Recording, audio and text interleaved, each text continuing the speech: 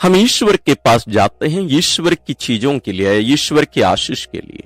बहुत कम हम ईश्वर के पास ईश्वर के लिए ही जाते हैं। संत एंसेलिम कहते हैं, हे प्रभु तू मुझे सिखा कि मैं तेरी खोज कर सकूं, और जब मैं तेरी खोज करता हूं तो अपने आप को मुझ पर प्रकट कर, क्योंकि ना तो मैं खोज कर सकता हूं जब तक तू मुझे सिखाता नहीं, ना तो मैं तुझे पा सकता हूं जब तक तू अपने आप को मुझ पर प्रकट करता नहीं।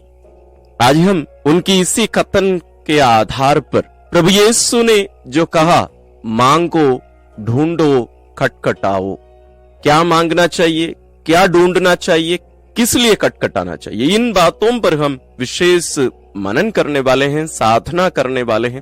तो आइए हम अपने आप को तैयार करें। अपना पवित्र बाइबल, अपनी डायरी, पेन, पेंसिल ले लीजिए। एक विशेष दिन है, विशेष विषय पर हम आज साधना करने वाले हैं। सबसे पहले आप अपना स्थान ग्रहण करिए, आराम से बैठिए, अपनी आंखें बंद कर लें, अपने आप को ईश्वर की उपस्थिति में रखें।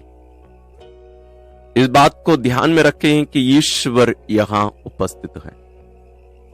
सारे ब्रह्मांड को रचने वाला ईश्वर यहां आपके साथ है। पिता, पुत्र और पवित्र आत्मा यहां आपके साथ उपस्थित है, हमारे साथ उपस्थित है। मां मरियम, संत लोग, स्वर्गदूत लोग सब यहां उपस्थित हैं। ये तैयारी बहुत जरूरी है, इसको कर लीजिए, समय लीजिए। आइए हम ईश्वर से प्रार्थना करते हुए साधना की शुरुआत करें। पिता और पुत्र और पवित्र आत्मा के नाम पर आमीन। हे परम दयावान पिता, हम तेरी स्तुति करते हैं, तेरी आराधना करते हैं, तेरी महिमा गाते हैं, तेरा जय जयकार करते हैं प्यारे पिताजी।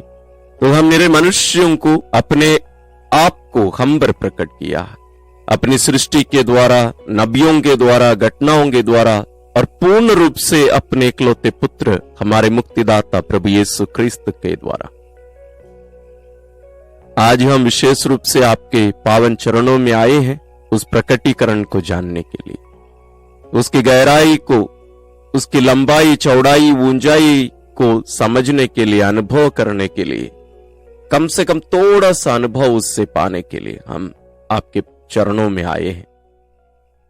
आप अपनी आशीष बरसाइए, अपना आत्मा हमें प्रदान करिए।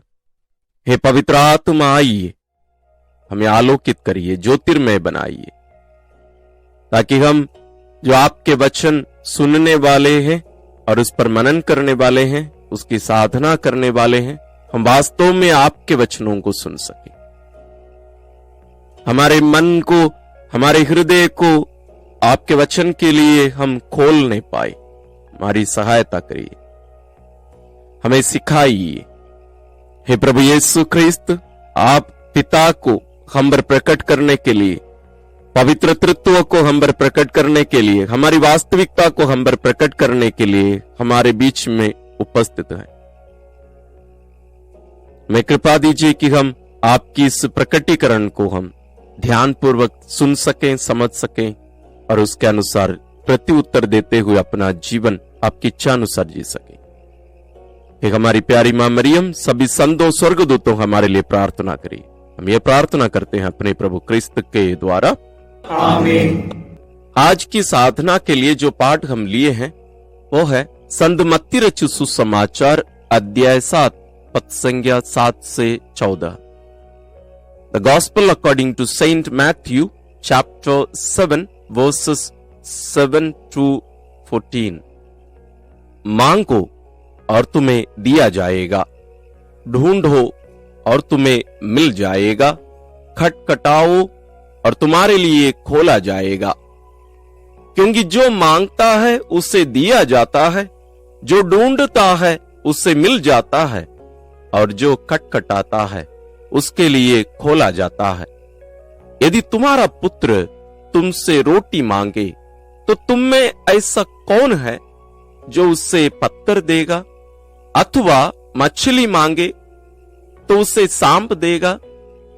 बुरे होने पर भी यदि तुम लोग अपने बच्चों को सहजगी अच्छी चीजें देते हो तो तुम्हारा स्वर्गीय पिता मांगने वालों को अच्छी चीजें क्यों नहीं देगा? दूसरों से अपने प्रति जैसा व्यवहार चाहते हो, तुम भी उनके प्रति वैसा ही किया करो। यही संहिता और नबियों की शिक्षा है।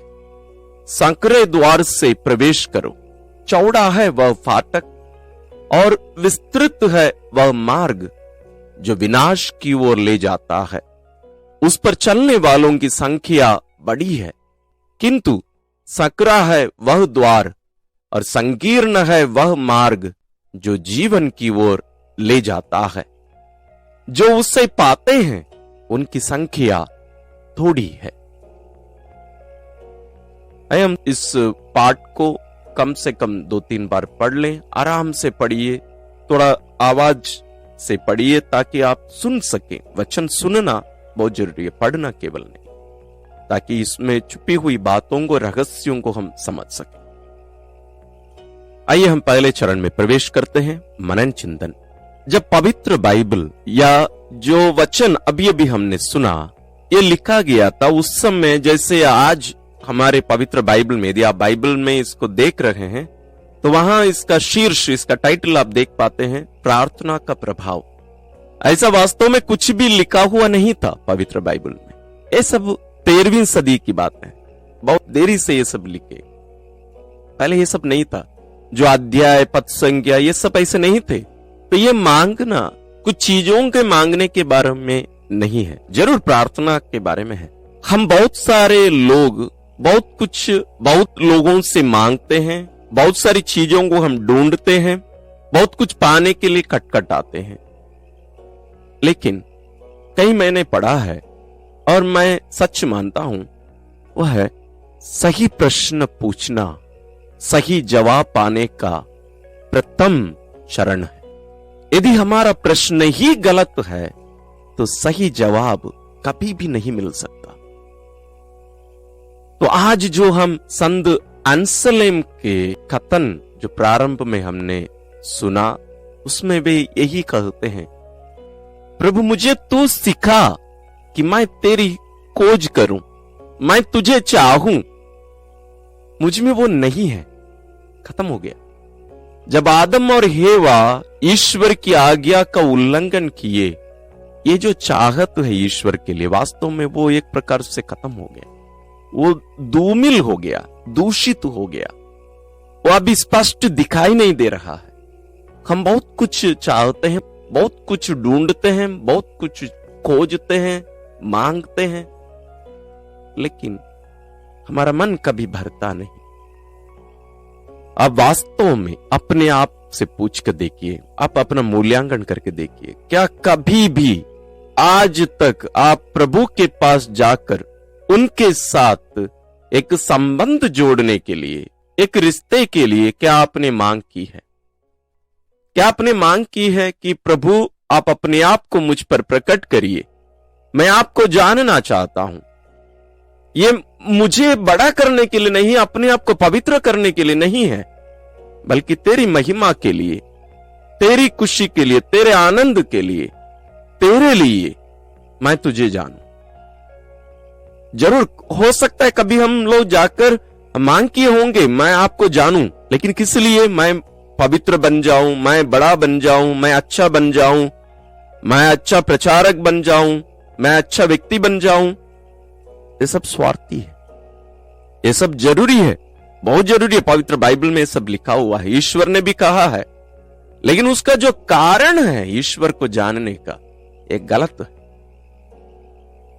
दोस्ती अन्य सभी संबंधों के समान ही है, लेकिन थोड़ा सा अलग है, फर्क है।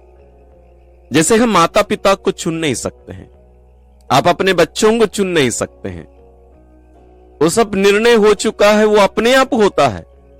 मुझसे नहीं पूछा गया है, ना तो आपसे पूछा गया है कि आपके माता पिता कौन होंगे, या आप किसको चाहते हैं कि आपका माता पिता हो। नहीं, आप बच्चों को भी नहीं चुन नहीं सकते हैं। बहुत बार हो सकता है आपको आपके जीवन साथी को चुनने का भी अधिकार ना मिले, लेकिन दोस्ती ऐसी एक रिश्ता है या संबंध है जिसको हमें चुनना पड़ता है। इसे किसी पर भी तोपा नहीं जा सकता। It cannot be forced, friendship cannot be forced. ये दो मनुष्यों के बीच में भी कभी भी ये तोपा नहीं जा सकता है, फोर्स नहीं किया जा सकता। यदि ये सच है तो आप जस्ट कल्पना करके देखिए, तो ईश्वर इसे कैसे हम पर तोपते, ईश्वर कैसे अपने आप को हम पर फोर्स करते, चलो तुम मेरे साथ रहो। बहुत बार हम ऐसे ईश्वर के बारे में ऐसे कल्पना करते हैं, हम धारणाएं रखते हैं कि ईश्वर मेरे ऊपर तोपते हैं। नहीं, बिल्कुल नहीं। यदि ईश्वर तोपने वाला ईश्वर होता तो आदम और हेवा को वहां पाप में गिरने से उन्हें रोकता नहीं। जैसे हेवा फल तोड़ने जा रही थी, ईश्वर वहां से डंडा लेके चिल्लाते हुए आए होते, नहीं मत तोड़ो। नहीं, ईश्वर ऐसा नहीं किया। ईश्वर जरूर जान रहे थे इन लोग तोड़ रहे थे, जरूर वे देखे होंगे इन लोग तोड़ रहे हैं, लेकिन कितनी दुख की बात है ना, ईश्वर रोक नहीं पाए। वास्तव में वो रोक नहीं सकते। अब जस्ट कल्पना करके देखिए, आपकी बच्ची, आपका बेटा सामने जा रहा है, कोई गाड़ी आके उसको टोकने वाला है, आपकी आंखों के सामने ये घटित हो रही है, आप उसको रोक नहीं पा रहे हैं, आप उसको बचा नहीं पा रहे हैं, कितना व्याकुल हो उठेंगे। यदि मेरे अनजाने में ऐसे हुआ होता तो ज्यादा कुछ दुख नहीं होता, मेरी आंखों के सामने ऐसे घटित हो गई, मैं कुछ नहीं कर पाया। कितने माता पिता तड़पते हैं, मेरी आंखों के सामने मेरा बच्चा मर गया फादर। ईश्वर को कितना दुख हुआ होगा उस समय, लेकिन ईश्वर रोक नहीं पाए, क्योंकि वो हमें स्वतंत्र बना चुके थे, हमें अपने स्वरूप में अपने समान बना चुके थे, हमें स्वतंत्र बना दिए अपने समान। और वे चाहते हैं कि हम स्वतंत्र रूप से उन्हें चाहें, हम स्वतंत्र रूप से पूर्ण स्वतंत्रता के साथ हम उनकी खोज करें।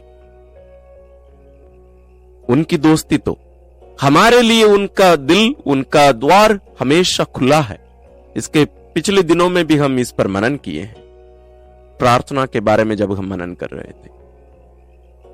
ईश्वर उस वाईफाई के समान है, वो पूरा हमेशा चालू है, वो हमेशा डायल करते जा रहे हैं हमारे लिए अपना कॉल। जरूर हम बहुत बार कॉल उठाते हैं, रिसीवर उठाते हैं, हेलो बोलते हैं, यीशु की आवाज सुनते ही हम बोलते हैं मुझे ये चाहिए, रिसीवर नीचे रख दिए। अच्छा सॉरी, आजकल तो हम लोग मोबाइल का यूज कर रहे हैं, हम लोग तुरंत कॉल काट देते हैं। बहुत सारे लोग हम लोग मोबाइल का भी यूज नहीं करते हैं, ईयरफोन है या ईयरबड्स है, वहीं पर स्विच है, वहीं पर बंद कर देते हैं लोग। ईश्वर को कितना दुख लगता होगा आज की इस पाठ को देखकर। जरूर आप भी सोचे होंगे, मैं भी बहुत बार सोचा हूं, मांगो, ढूंढो, कटकटाओ, हम चीजों के लिए सोचते हैं। हम लोग बोलते हैं कि ईश्वर से मांगते रहना चाहिए, जब तक ईश्वर देते नहीं है मांगते रहो, जरूर मांगते रहो। लेकिन किस चीज की मांग करने की जरूरत है, आप बताइए, किस चीज की हमें मांग करने की जरूरत है? हमारे मांगे बिना ही ईश्वर हमें हमारी जरूरतों को दे देते हैं। हमें धन दौलत चाहिए, मांगे बिना ही आपको मिल जाएगा, आपको मेहनत करना है। मेहनत करना, आप बोलेंगे फादर तो मेहनत करने से ही मिलेगा, जरूर, लेकिन वो मेहनत क्या है, वो उसका कीमत नहीं है। आप अपने लिए वो जगह तैयार कर रहे हैं, आप जगह खोद रहे हैं, उसको दे रहे हैं, जगह रास्ता दे रहे हैं। पैसा देने से सब कुछ मिल नहीं सकता है। आप जाइए रेगिस्तान, वहां 1 करोड़ रुपया ले जाइए, आप 1 बूंद पानी लेके आइए, मैं मान लूंगा कि पैसा से आपको सब कुछ मिल सकता है। नहीं, नहीं मिल सकता। हम सोचते हैं कि हमारे पास 100 रुपया है तो हम लोग पेट भर खा सकते हैं। नहीं, जहां वो मिलता है वहीं पर वो मिल सकता है, हर जगह पर नहीं है, तो उसका मूल्य वो नहीं है। हमें हमारे विचारधाराओं को, हमारी सोच को बदलने की जरूरत है, उसका मूल्य वो नहीं है। हम जो मेहनत करते हैं वो उसका मूल्य नहीं है, बल्कि हमारे जीवन में उन आशीषों को, वरदानों को आने के लिए हम अपने जीवन में रास्ता तैयार कर रहे हैं, दे रहे हैं। जो बाधाएं थी उसको हटा दे रहे हैं हम। तो अभी हमें किस चीज की मांग करने की जरूरत है ईश्वर से? किस चीज की हमें खोज करने की जरूरत है? और कहां जाकर किस कार्य के लिए या किस चीज के लिए हमें कटकटाने की जरूरत है? मैं विश्वास करता हूं इतना समय में आप समझ गए होंगे। हमें प्रभु यीशु की मांग करने की जरूरत है। प्रभु यीशु की दोस्ती की हमें मांग करने की जरूरत है, संबंध की मांग करने की जरूरत है, ईश्वर को जानने के लिए हमें मांग करने की जरूरत है।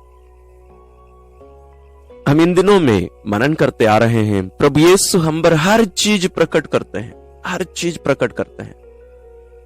आप जस्ट कल्पना करके देखिए, आपको अंबानी या अदानी जी आपके पास आकर उनके अमीर बनने का सीक्रेट आपको बता दिए, आप अपने आप को कितना सौभाग्यशाली मानेंगे ना, क्योंकि आप भी उनके समान उतना अमीर बन सकते हैं। वो सीक्रेट आपको बता रहे हैं, वो सबको वो नहीं बताएंगे। वो अपने बच्चों को भी पूर्ण रूप से सब कुछ नहीं बताएंगे। आप पता लगा लीजिए, उनके जो मैनेजर होते हैं या उनके अधीन में जो काम करते हैं, सब किसी व्यक्ति को, उनकी पत्नी को भी मुझे नहीं लगता है वो सब कुछ बताते होंगे, नहीं बताएंगे। क्यों? क्योंकि ये सब उन्हें बता देने से वो इनके समान बन जाएंगे। आप इतिहास के पन्नों को पलट कर देखिए, राजा लोग अपने बच्चों को, बेटों को मार गिराए थे, बेटे अपने भाइयों को मार गिराए थे, अपने पापा को मार गिराए थे, राजा बनने के लिए, अधिकार के लिए, सम्मान के लिए, अपना खून के लोगों को ही खत्म कर दिए। लेकिन यहां ईश्वर, स्वयं ईश्वर, निरे मनुष्य नहीं, साधारण मनुष्य नहीं, स्वयं ईश्वर हमारे बीच में आकर अपने आप को हम पर प्रकट करते हैं और बताते हैं, आओ मेरे साथ दोस्ती कर लो, मैं तेरी दोस्ती चाहता हूं मेरे भाई। वो हाथ बढ़ा रहे हैं हमारी ओर। हम उन पर विश्वास नहीं कर सकते। आदम और हेवा ईश्वर से दूर चले गए क्योंकि उन पर भरोसा नहीं था, ईश्वर पर उन्हें भरोसा नहीं था, इसलिए वे दूर चले गए। प्रभु यीशु क्रूस पर क्यों मरे? ना केवल हमारे पापों के प्रायश्चित के लिए, बल्कि हम पर इस बात को प्रकट करने के लिए, हमें भरोसा दिलाने के लिए कि ईश्वर हमारे पापों को क्षमा कर लिए हैं। वे हमें इतना चाहते हैं, और कुछ नहीं है मेरे भाई और बहनों, और कुछ नहीं। जब कभी आप क्रूस को देखें, आप केवल आपके बदले में मरे हुए उस प्रायश्चित बलि को केवल मत देखिए, बल्कि आपसे या मुझ पर अपने आप को प्रकट करने वाले उस प्रेमी ईश्वर को हम देखें। वह हमसे यही कह रहे हैं, देखो तुम मुझ पर भरोसा रखोगे तो मैं तुम्हें कोई हानि होने नहीं दूंगा, मैं तुम्हें छोटा नहीं करूंगा, मैं तुम्हें नष्ट करने के लिए नहीं आया हूं, मैं तुम्हें धोखा देने के लिए नहीं आया हूं, मैं तुम्हें मेरे घर ले जाकर तुम्हें नौकरानी या नौकर बनाकर रखने के लिए लेके नहीं जा रहा हूं, बल्कि मेरा जीवन, ईश्वरीय जीवन तुम्हें देने के लिए मैं यहां आ रहा हूं। ईश्वरीय जीवन मैं तुम्हें मेरी बराबरी में रखूंगा, मेरी बराबरी में, मेरे स्वभाव को मैं तुम्हें दूंगा।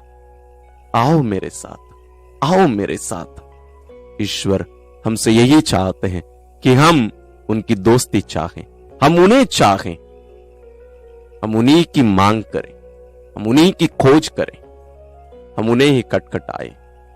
प्रभु यीशु स्वयं प्रकाशना ग्रंथ में कहते हैं, मैं द्वार पर खड़े होकर खटखटाता हूं, जो मेरी आवाज सुनकर मेरे लिए अपना द्वार खोलेगा, मैं उसके यहां अंदर आकर उसके साथ भोजन करूंगा और वह मेरे साथ।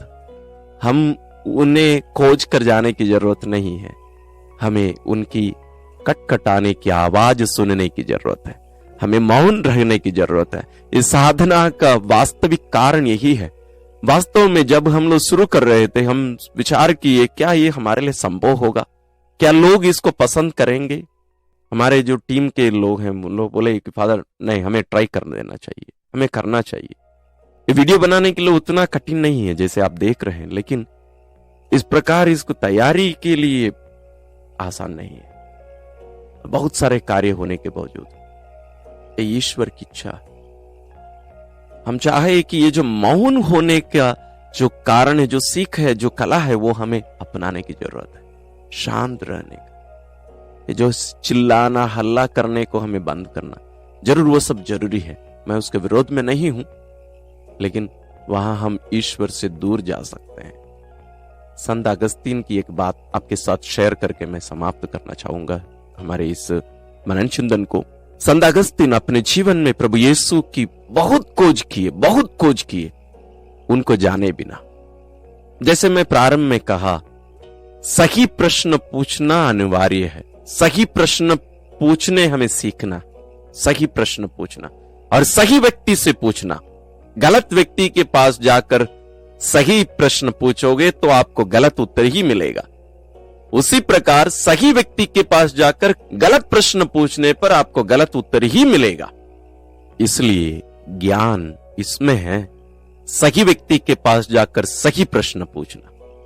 संत अगस्तीन सही व्यक्ति को या सही चीज को गलत जगह पर जाकर ढूंढ रहे थे, उन्हें कहीं नहीं मिला।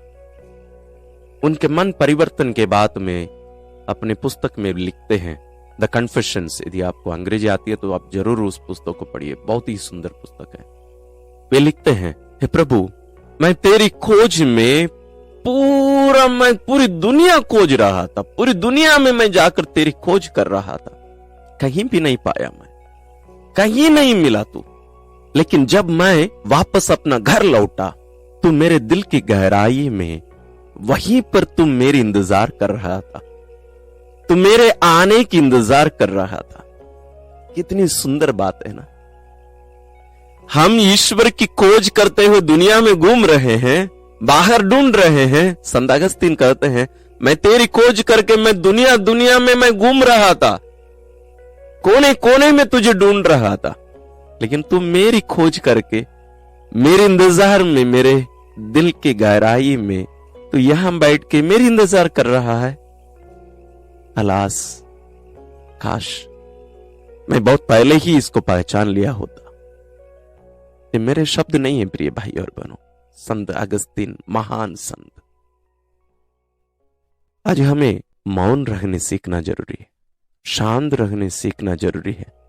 नहीं है तो ईश्वर जो हमारे दिल की गहराई में आकर बैठकर हमारे इंतजार कर रहे हैं, हमारे घर के अंदर हैं, हमारे लिए आकर खटखटा रहे हैं हमारे द्वार को, हम कहां पहचानेंगे, हम कहां सुनेंगे उनकी आवाज। हल्ला बोले इधर हमारी दुनिया में। आज प्रभु आपकी दोस्ती पुनः चाहते हैं, हमारी दोस्ती चाहते हैं, हमारे साथ संबंध जोड़ना चाहते हैं। आइए हम इन बातों को अपने दिल में गहराई में जाने दें, आत्मसार करने की कोशिश करिए, अपने आप को तैयार करिए प्रत्युत्तर देने। अब हम दूसरे चरण में प्रवेश करते हैं, प्रत्युत्तर। हे प्रभु यीशु, इस दुनिया में बहुत सारी चीजें हैं जो मुझे तेरी याद दिलाती हैं। ये सारी सृष्टि, सुंदर सृष्टि, छोटे छोटे बच्चे, फूल, चिड़िया, सारी सृष्टि, सबसे ज्यादा तेरा क्रूस और पवित्र यूकरिस्त, दोस्त यारे, भाई बहन, लोग, ये सब मुझे तेरी याद दिलाते हैं। लेकिन जरूर उनमें तेरी पूर्णता तो मैं देख नहीं पाया। लेकिन जब पवित्र यूकरिस्त बलिदान में भाग लेने जाता या आराधना में भी जाता, तब भी मैं कुछ धारणाओं को लेकर जाया करता हूं आज भी, और मैं अपनी धारणा के अनुसार तेरी खोज करता हूं तो दिखता नहीं। आज के इस पाठ के द्वारा तो मुझे ये बताता है आज कि मुझे खुले मन, खुले हृदय लेकर तेरे पास आना है, क्योंकि मुझे तेरे साथ दोस्ती करने के लिए, संबंध जोड़ने के लिए, रिश्ता जोड़ने के लिए, तुझे जैसे तू वास्तव में है वैसे जानने के लिए मुझे एक बच्चे के समान तेरे पास आने के लिए तू बुलाता है। हे प्रभु, लेकिन मैं बहुत बार इन बातों को नहीं समझ पाया।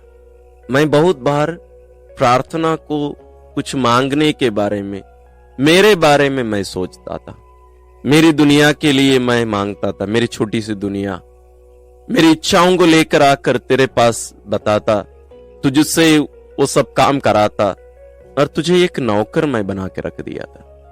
लेकिन आज इन बातों के द्वारा तू मुझ पर यह प्रकट करता है कि तू कितना दुखी हुआ करता था जब मैं तुझे चुनने के बदले अपने आप को चुना, अपने आप को केंद्र में रखा, बीच में रखा मेरी दुनिया के, और अपने लिए ही सब कुछ करता रहा और तुझे मैं यूज करता रहा, उपयोग करता रहा, तो कितना दुखी हुआ होगा। आज मैं थोड़ा सा उसका अनुभव कर पा रहा हूं। जब मैं तुझसे दूर चले जाकर अपने आप को नष्ट करता रहा, तो कितना दुखी हुआ होगा कि तू देख पा रहा है लेकिन रोक नहीं पा रहा है मुझे। तू कितना चीखता चिल्लाता रहता होगा जब मैं ऐसे पाप में गिरता जाता या तुझसे दूर चला जाता था। मुझे कृपा दे कि मैं इन बातों को ध्यान में रख सकूं।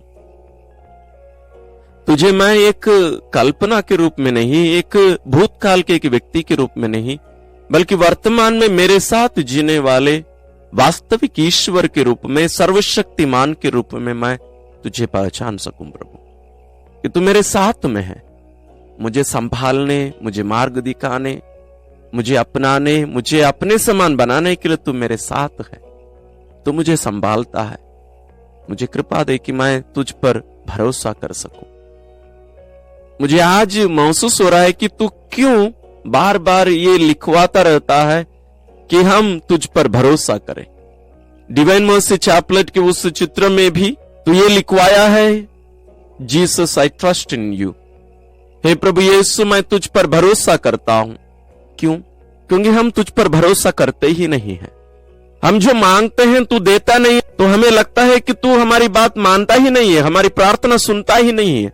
मैं ये भूल जाता हूं कि मुझसे ज्यादा तू जानता है कि मुझे किस चीज की जरूरत है। तू जानता है कि मुझे इस समय इस चीज की जरूरत नहीं है और ये मेरे लिए हानिकारक है, इसलिए तू मुझे नहीं देता है।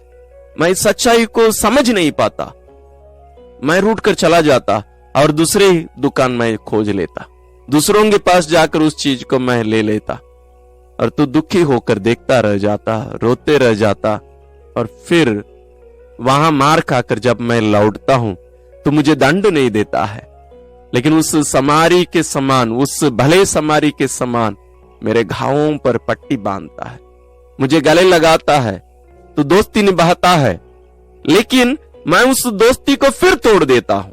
मेरे जीवन में कितने बार मैं तुझसे दूर चला गया, मैं तुम्हें यूज करते आया हूं मेरे लिए, हमारे इस संबंध को मैं यूज करते आया हूं। आज मैं सब कुछ बदलना चाहता हूं। मैं तेरे पास तेरे लिए आना चाहता हूं, तेरी महिमा के लिए मैं जीना चाहता हूं। बस मुझे वही कृपा प्रदान कर। आइए हम इन बातों को अपने दिल की गहराई में जाने दें और अपने मनन चिंतन को और भी गहरा करिए। जो प्रति उत्तर मैं जरूर महसूस करता हूं, अनुभव करता हूं कि आपको और भी बहुत सारी बातों को बोलना चाहते हैं आप, उसको और गहरा करिए, गहरे रूप में जाइए। आइए हम तीसरे चरण में प्रवेश करें। एक क्रूसित यीशु, तू क्रूस पर बलि चढ़ाकर अपने आप को देखकर मुझे बताया कि तू मुझसे कितना प्यार करता है। जब कभी मैं तेरे पास आया, कुछ भी मांग लेकर आया, तो सब कुछ पूरा करता रहा, लेकिन कुछ बातों को जरूर पूरा नहीं किया क्योंकि वो मेरे लिए हानिकारक था, मैं समझ नहीं पाया। तू आया मेरे लिए, शरीर लिया मेरे लिए, जिया मेरे लिए, शिक्षा दिया मेरे लिए, दुख उठाया मेरे लिए, मरा मेरे लिए, पुनर्जीवित हुआ मेरे लिए, सब कुछ मेरे लिए। अपने लिए तू कुछ भी नहीं किया, पर आज तो अपने आप को मुझ पर प्रकट करते हुए मुझसे भी यही कहता है कि तुझे पूर्ण रूप से जानने के लिए मुझे भी उस रास्ता होकर मुझे चलना है। वही है वो संकीर्ण रास्ता, वही है वो संकरा रास्ता। प्रभु ये कठिन है बहुत। जब मैं दूसरों के लिए कुछ भलाई करता हूं और वही लोग मेरे विरोध में काम करते हैं, मैं टूट जाता हूं और कभी भी दूसरों की भलाई नहीं करूंगा, ये मैं सोचता हूं और बोलता भी। तू जिन लोगों के लिए मर रहा था उन लोग तेरी निंदा कर रहे थे, लेकिन तू क्रूस पर से उनके लिए क्षमा की प्रार्थना कर रहा था, क्षमा मांग रहा था पिता से। आज मैं महसूस कर रहा हूं प्रभु कि तेरे साथ दोस्ती की कीमत मेरा जीवन को देने का है और कुछ नहीं। मैं यहां अपने जीवन को पा नहीं सकता, तो मुझे आज बता रहा है, तो मुझे ये बताता है कि मुझे अपने आप को देना पड़ेगा। तेरे दोस्ती के हाथ थामने का अर्थ मुझे अपने आप को देना है। तो मुझे आज ये भी बताता है कि तू आज इस दुनिया में मेरे द्वारा जीना चाहता है। तो इस दुनिया में हर जगह पर रहता है, लेकिन तुम्हें आज एक शरीर की जरूरत है। दोबारा तो शरीर धारण कर नहीं आ सकता, लेकिन मेरे द्वारा तो इस दुनिया में जीना चाहता है। हे प्रभु, हमारी दोस्ती, हमारा रिश्ता, हमारा संबंध दृढ़ होने के लिए मैं अपने आप को तुझे देना चाहता हूं। लेकिन मुझे जरूर डर है कि मैं मेरी दुनिया को कैसे तोड़ूं, मेरी इच्छा के बिना मैं कैसे जीऊं, मैं तेरे लिए ही सब कुछ कैसे अर्पित कर दूं, मेरा क्या होगा, ऐसी बहुत सारी चिंताएं हैं। लेकिन प्रभु, आज मुझे तेरे ज्ञान की जरूरत है, विवेक की जरूरत है। मुझे दे पवित्र आत्मा के विवेक और ज्ञान मुझे प्रदान कर, बुद्धि मुझे प्रदान कर कि मैं समझ सकूं ये सब क्षणिक है और तुझ पर भरोसा कर कर तेरे साथ रिश्ते में, दोस्ती में रहना ही मेरा जीवन है, वही है मेरी भलाई।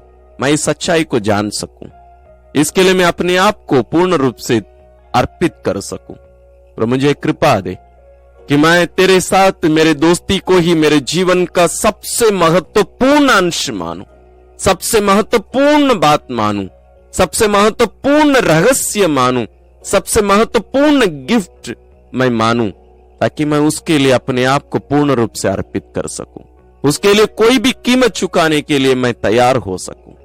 मैं जब कभी प्रार्थना में आता हूं, मैं सदा तेरे लिए आऊं, तेरी महिमा की खोज करूं, तेरी खोज करूं, तेरे लिए जीऊं, तेरे लिए अपने आप को अर्पित कर दूं। ये कृपा मुझे प्रदान कर। आइए हम भी इन भावनाओं को अपने दिल की गहराई में जाने दें और हम अपने शब्दों को भी उपयोग करके अपनी भावनाओं को प्रकट करें। हम प्रार्थना करें। हे प्रभु यीशु, हमारे दोस्त, मेरा मित्र, मेरा बेस्ट फ्रेंड, तूने कहा इससे बड़ा प्रेम किसी का नहीं कि कोई अपने मित्र के लिए अपना प्राण अर्पित कर दे। तूने ये केवल कहा नहीं, तो जाकर क्रूस पर अपने आप को बलि चढ़ाकर ये प्रमाणित कर दिया, प्रूव कर दिया कि तू मेरा बेस्ट फ्रेंड है। मैं तुझे धन्यवाद देते हुए मैं तुझसे माफी मांगता हूं उन सभी क्षणों के लिए जब मैं तेरे साथ इस दोस्ती का मैं उपयोग किया, यूज किया, अपने लिए मैं यूज किया, तुझे दुख दिया हूं। इन सभी कारणों से मैं तुझसे प्रार्थना करता हूं प्रभु यीशु कि मैं इस दोस्ती के लिए अपने आप को पूर्ण रूप से अर्पित कर सकूं, मैं इसी के लिए ही जीऊं, इसी के लिए ही अपने आप को खर्च कर सकूं, अपने आप को पूर्ण रूप से अर्पित कर सकूं। मैं तेरे लिए अपना शरीर, अपना जीवन, अपना सब कुछ दे सकूं। मैं प्रार्थना में और कुछ नहीं, केवल तुझे पाने, तुझे अपनाने ही मैं आ पाऊं। हे पवित्र आत्मा, तू मेरे शरीर में रहता है, तूने कहा है, लेकिन बहुत बार मैं तेरा अनदेखा किया हूं। तेरे इस निवास को, इस मंदिर को मैंने दूषित किया है, अपमानित किया है। मेरे शब्द, मेरे वचन, मेरे कर्म, मेरे सोच विचारों के द्वारा मुझे माफ कर, मुझे क्षमा कर, मुझे पवित्र बना, तेरे इस मंदिर को पवित्र बना। मैं तेरे इस मंदिर रूपी शरीर को मैं मेरे लिए नहीं, तेरे लिए उपयोग कर सकूं। हे पिता, मैं तुझे धन्यवाद देता हूं तेरे पुत्र के लिए, पवित्र आत्मा के लिए, जिन्हें इस दुनिया में भेजकर मुझे बारंबार तेरी योजना को मुझ पर प्रकट करते आ रहा है कि तू मुझसे क्या चाहता है और मैं तेरा पुत्र कैसे बन सकूं। आज के इस विशेष दिन के लिए, इस विशेष अवसर के लिए तुझे धन्यवाद। हम सबों को एकत्रित करने के लिए धन्यवाद, इस माध्यम के लिए धन्यवाद जिसके द्वारा तू हम सबों को अपने रहस्यों को प्रकट करता है, हम पर अपने आप को प्रकट करता है। तुझे धन्यवाद देते हैं। जो कोई इस बात को सुनकर तुझे जानने की कोशिश कर रहे हैं या जिन्हें तूने चुना है इसके लिए, उन्हें विशेष अनुग्रह आशीष प्रदान कर हम सभी तेरी महिमा के लिए जी सके। एक हमारी प्यारी मां मरियम, संत योसेफ, हमें विशेष रूप से आप लोग सिखाइए कि हम कैसे प्रभु के लिए अपने आप को देकर उनकी दोस्ती के लिए अपने आप को देकर हम जी सके। सभी संतों स्वर्गदूतों, आप लोग भी हमें सिखाइए, हमारा मार्गदर्शन करिए, हमें संभालिए, सही मार्ग दिखाइए। हम ये प्रार्थना करते हैं अपने प्रभु क्रिस्त के द्वारा, आमीन। अरे भाई और बहनों, यदि आप यहां तक पहुंचे हैं तो आपको बधाई। मुझे पता नहीं चला इतना लंबा ये गया है, लेकिन मैं विश्वास करता हूं बहुत सारे लोग, आप लोग कमेंट्स भी करते हैं कि ये आप लोगों को कितना संभाल रहा है, कितना मार्ग दिखा रहा है। मैं आपको विश्वास दिलाना चाहता हूं ये मेरा ज्ञान की बात नहीं, बल्कि प्रभु का कार्य। ईश्वर को धन्यवाद।